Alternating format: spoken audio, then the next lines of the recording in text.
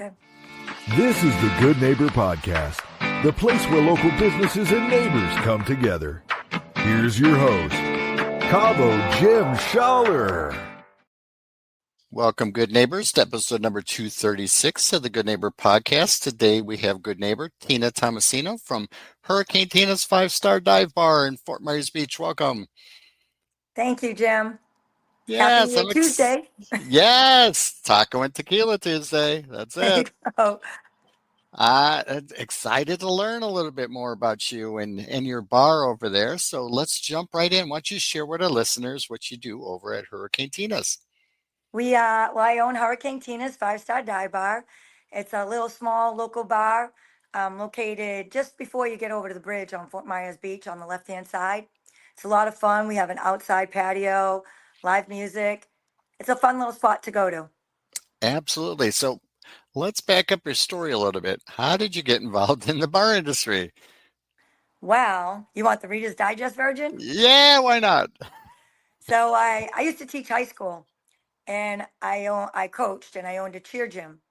So when I sold my cheer gym up in New Hampshire, and I started teaching out here in Florida and opened up another gym. The person that I was involved with wanted me to do the not travel as much. So I like to cook, and I opened up Hurricane Tina's Beach Bar and Grill on Fort Myers Beach. I love When it. they did the first construction on Fort Myers Beach, I used to be right next to Lani Kai. Okay. And when they did the first construction, I got out of it. And then my beer reps found this little place, and they said, Tina, come on, get back into it. So here we are. I never thought I Wow. would own a bar in a million years. Right. Strange story. Yeah. So at Lani Kai, where were you, right over by the cottage then, or? No, the other side. So, on the, like right before, like in between Lani Kai and the beach bar, Oh, okay. like All right there. It right. was the little orange building right on the beach, Avenue C. Right. That's everybody's dream to have a Yeah, bar at the beach, right? There you go. I But you guess. got a great location now, so I love it. Yeah. So, We weren't always that big. After Ian, we became bigger. did We were you only half expand it a that little size. bit? Yeah. Okay. Yep. Wow, interesting. I did not know that. I drive by Hmm. all the time. I see it all the time. So let's talk about your journey. Obviously coming from New Hampshire, switching careers, getting involved in the bar industry, there's some challenges involved, whether personally or professionally. Is there something that you went through that you can look back at now and you know what? I made it through it. I'm in a better place now. You know, something that I happened. I think just the location, the way that it was a very, in the kindest way, it was a very eclectic group of people. And just going from a certain culture into the culture that I grew it into, what was a big change. It was a little scary in the beginning, and a lot of people were very less apt to stop in until they knew that it was a different change and a change in the scenery inside the building and outside the building. So that was the tough part of it. So now people know where we are. Now we become a sports bar. So people thought that we were just like a little bar. They didn't know what was going on inside there. So now that we've done a lot of things outside, and we get the bands playing outside during season, people know now that it's like a neighborhood bar. I love it. And you've got Betty working there, right? I do. My Betty Boop, she's 97. Wow, she's an icon down in Fort Yes, Myers she Beach, right? is. She She is. certainly is. How did you ever get her to come and work for you? I've known her for a long time. Oh, So she was one of the first people that I met when I moved here on Fort Myers Beach. And she used to work, she worked for Jimmy B's. She used to be the shot girl, the sunset shot lady. okay, right. And Yep. at sunset, she used to do the sunset shots. So I had met her, and she was working somewhere else. And I said, well, if you ever want to change. And now she's been at Tina's probably now 5 years. Wow. Yeah, she's been there a Wow. long time. She works Monday, Tuesdays, and Thursdays, 9 to 2. So if anybody That, wants to come see her, yeah, you got to make sure you go and see Betty for sure. Absolutely. So let's talk about myths or misconceptions. I think you addressed some of that as far as the stigma of a type of bar or anything like that, that we can maybe kind of clear up for our listeners today.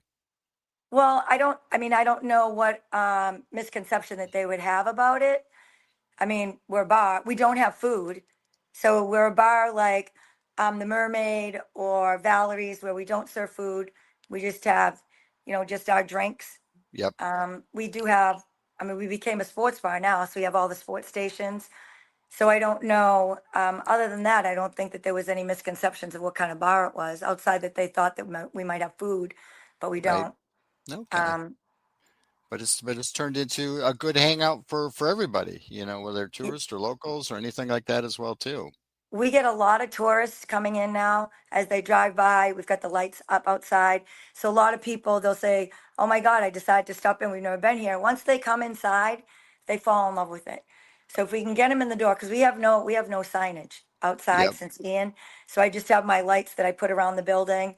And so people, if they come in, they're like, "Oh yeah, we're gonna drive by," or my niece's name is Tina, my granddaughter's name is Tina, or my name is Tina. So we decided to stop in. Once they stop in, they fall in love with the place and they come back. Absolutely. I love it. Everybody does. So a lot. How long have you owned it now?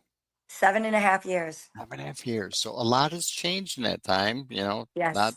and Ian changed a lot of things as well too. But do you notice things that are different now that were in the past or getting easier? I think it's getting easier with the people coming in, the amount of people.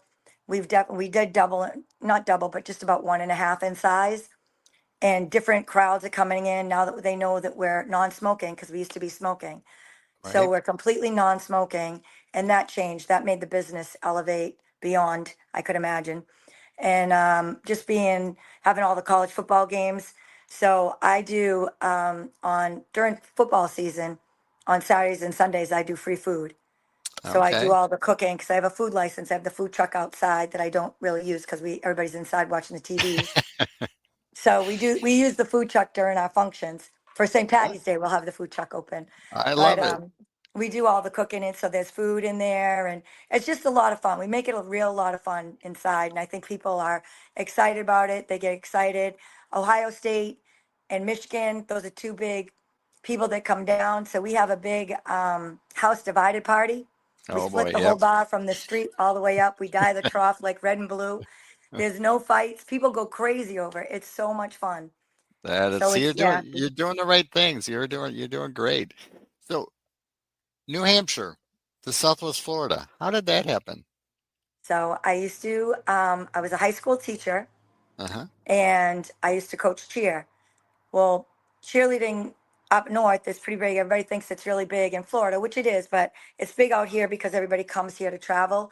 So it was big out there, and I opened up a cheer gym up north. When I decided to sell it, I signed a 1 year non-compete, and I came out to Florida. I was going to only be here for a year and work for NCA, National Cheerleading Association. Yep. Well, I stayed longer.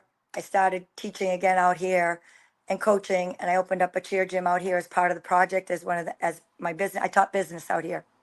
So I opened up a cheer gym, and then I don't know. That's how I ended up being in a bar. It all like I don't know how it all coincides, but it does. But the Eh, girls that used to cheer for me when I first opened my bar on the beach, the ones that were all old enough, all came to work for me on I the love beach. it. I So it love was it. great. It was That's great. it. And then some of That them came to me over at this location, and two of them ended up marrying the Coast Guard boys that came in. oh boy. That's Yeah. it. See? Wow. See, you're not only a bar owner and a phenomenal person, but you're a matchmaker. See, Oh there you go.